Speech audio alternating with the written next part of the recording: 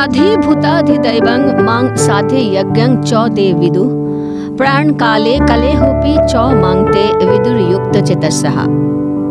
শ্রীমদ্ ভগবদ গীতার ৩০ শ্লোকে বলা হয়েছে, যারা অধিভূত তত্ত্ব, অধিদৈব তত্ত্ব ও অধিযোগ্য তত্ত্ব সহ আমাকে পরমেশ্বর ভগবান বলে অবগত হন, তারা আমাতে আসক্ত চিত্ত, এমনকি মরণকালেও আমাকে জানতে পারেন। সেই অমর সত্যই বোধ হয় জানান দিয়ে গেল একরাশ পোড়া ছাইয়ের মধ্যে অক্ষত শ্রীমদ্ ভগবদ গীতা।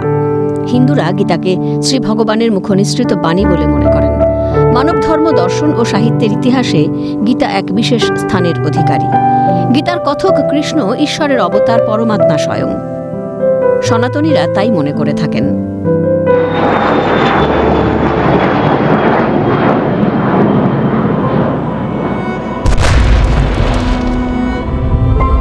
মর্মান্তিক। না ফেরার দেশে 241 জন। ঘর থেকে বেরিয়ে আর ঘরে ফেরা হলো না বিমান যাত্রীদের। এক লহমায় সব শেষ। সেই সঙ্গে হতো একাধিক মেডিকেল পড়ুয়া। লন্ডনগামী এয়ার ইন্ডিয়ার AI-171 বিমান টেক অফ করার কয়েক সেকেন্ডের মধ্যেই ভেঙে পড়ে।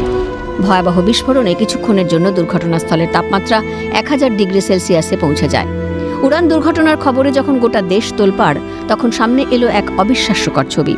অক্ষত অবস্থায় উদ্ধার হলো একটি শ্রীমদ্ ভগবদ গীতা, যেখানে ছড়িয়ে ছিটিয়ে পড়ে রয়েছে অভিশপ্ত বিমানটির বিভিন্ন যন্ত্রাংশ, যাত্রীদের বিভিন্ন মালপত্র।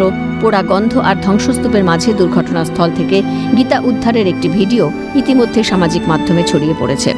ভিডিও সত্যতা যাচাই করেনি CNN। এক ব্যক্তি একটি গীতা উদ্ধার করেন। উদ্ধার হওয়া সেই গীতার পাতা উল্টাতে দেখা গিয়েছে ওই ব্যক্তিকে। সেখানে তিনি দাবি করছেন, এত বড় বিস্ফোরণের পরেও উদ্ধার হওয়া গীতার কোনো ক্ষতি হয়নি। এ কি করে সম্ভব? একে কি অলৌকিক বলা যায়? যখন সব প্রায় ভস্মীভূত, সেই জায়গা থেকে কি করে পাওয়া গেল একটি শ্রীমদ্ ভগবদ গীতা, যা সম্পূর্ণ অবিকৃত? গীতার অক্ষত থাকার বিষয়টি দেশ জুড়ে আলোচনার কেন্দ্রবিন্দু হয়ে উঠেছে।